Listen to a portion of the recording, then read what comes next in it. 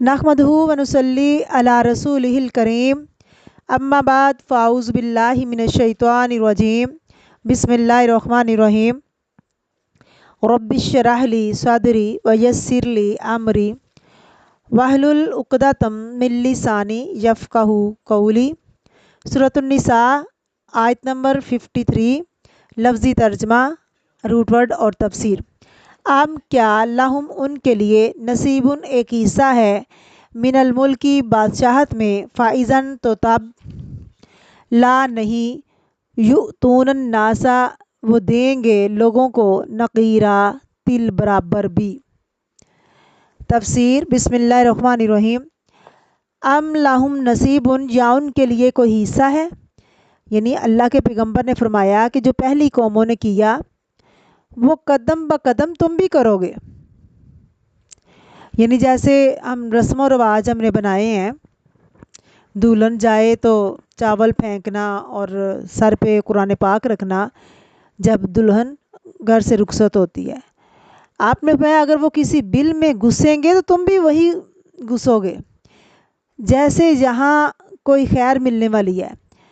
تو ایسی چیزوں سے بچنا چاہیے۔ قرآن پاک پڑھنے کے لیے آیا ہے، عمل کرنے کے لیے آیا ہے۔ بدشگونی اصل میں انسان کا وہم ہے، شیطان کے وسوسے ہیں۔ شیطان کے وسوسے کب آپ پر اثر کرتے ہیں؟ جب آپ اس کو مانتے ہیں۔ تو یہی تو کہا جا رہا ہے کہ کچھ لوگ جبت اور طاغوت کو مانتے ہیں۔ جبت کہاں سے آئی؟ شیطان کی طرف سے۔ یہ بھی جادو ہے، اور اسی طرح کی سب چیزیں دراصل شیطانی خیالات ہیں۔ ان کاموں میں شیطان سے مدد لی جاتی ہے، شیطانوں کو پکارا جاتا ہے، جنات کا استعمال کیا جاتا ہے۔ اللہ تعالیٰ کے کہنے کا مقصد کیا ہے کہ دیکھو جن کے پاس کتاب ہے، جن کو کتاب کا حصہ ملا ہے، یعنی قرآن پاک سے پہلے جو کتابیں تھیں ان کو کتاب کا کچھ حصہ ملا۔ جب قرآن پاک آ گیا، قرآن پاک مکمل کتاب ہے اور پہلی امتوں کو کتاب کا کچھ حصہ دیا تھا۔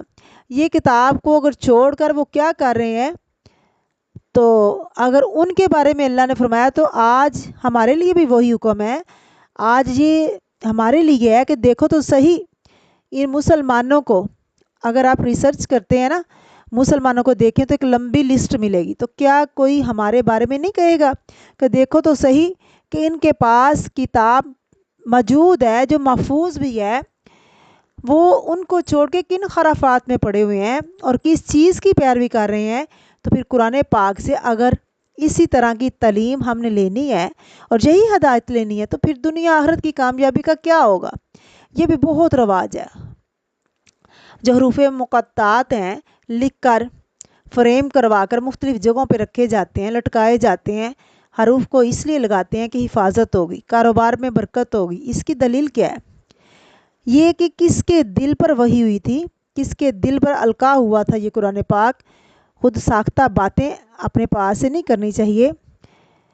تو اس وقت نبی کریم صلی اللہ علیہ وسلم نے فرمایا کہ اپنے بچوں کو ان کو یاد کراؤ، خود یاد کرو۔ جب آپ خود یاد کریں گے اس کو تو یہ باعث برکت ہے۔ تو بعد میں کیا کوئی فرشتہ وحی تو نہیں لے کے آیا؟ اس وقت نہ اللہ کی طرف سے وحی اس کے بعد آتی ہے، بلکہ شیطان کی طرف سے وسوسے آتے ہیں، ان لوگوں کے دلوں کے اندر خیالات آتے ہیں۔ ام لہم نصیب، اور کیا ہے ان کے لیے کوئی حصہ من الملکی بادشاہ سے، فائز اللہ یؤتون الناس نقیرا تو تب نہ دیتے وہ لوگوں کو کھجور کی گٹلی میں جو سوراخ ہے اس کے برابر بھی۔ ایسے لوگوں کو اگر بادشاہت سے کچھ مل جائے تو اللہ فرما رہے ہیں پھر وہ عوام الناس کی خیر نہیں کریں گے۔ نقیرہ کا لفظ نقرہ سے ہے، نون کاف را اس کا روٹ ہے۔ کھجور کی گٹھلی کے پیچھے جو سوراخ، چھوٹا سا سوراخ ہوتا ہے، اندر کو کریدا سا ہوتا ہے، کوئی چیز لگتی ہے، تو اس کو نقیر کہا جاتا ہے۔ پیچھے فتیل پڑھا تھا، فتیلہ کہ ہلکا سا دھاگا، کھجور کی گٹھلی میں جو دھاگا ہوتا ہے، جو گٹھلی کے پیچھے چھلکا سا ہوتا ہے، اور یہاں نقیرہ چھوٹا سا سوراخ جو گٹھلی کے بیک پہ ہوتا ہے، ایسے لگتا ہے جیسے کسی نے کریدا ہوا ہے۔ تو اس آیت سے کیا پتہ چل رہا ہے کہ یہود لوگوں میں سے سب سے بخیل لوگ ہیں۔ کہاں سے پتہ چلے گا؟ لا یؤتون الناس نقیرا، اس بات کو آپ نے سن رکھا ہوگا کہ شاید عام لوگوں کے مقابلے میں سیونگ کا معیار ہے وہ کہیں مختلف ہے۔ اگر ان کو بادشاہت مل جائے تو لوگوں پہ اتنا بھی فیض نہیں کریں گے، اتنا سا بھی اپنا حصہ نہیں چھوڑیں گے، اتنا سا بھی وہ دینے کو تیار نہیں ہوں گے۔ تو یہاں الناس لوگوں کی بات ہو رہی ہے کہ لوگوں پہ خرچ نہیں کریں گے وہ لوگ۔ بخیل کیا ہوتا ہے؟ جہاں خرچ کرنا چاہیے وہاں وہ خرچ نہیں کرتا، جو ضرورت مند ہے اس کو نہیں وہ دیتا، اس انسان کو نہ دے، اور اس کے برعکس کیا کرے؟ اپنی ذات پر یا دکھاوے کے لیے بہت کچھ خرچ کرے۔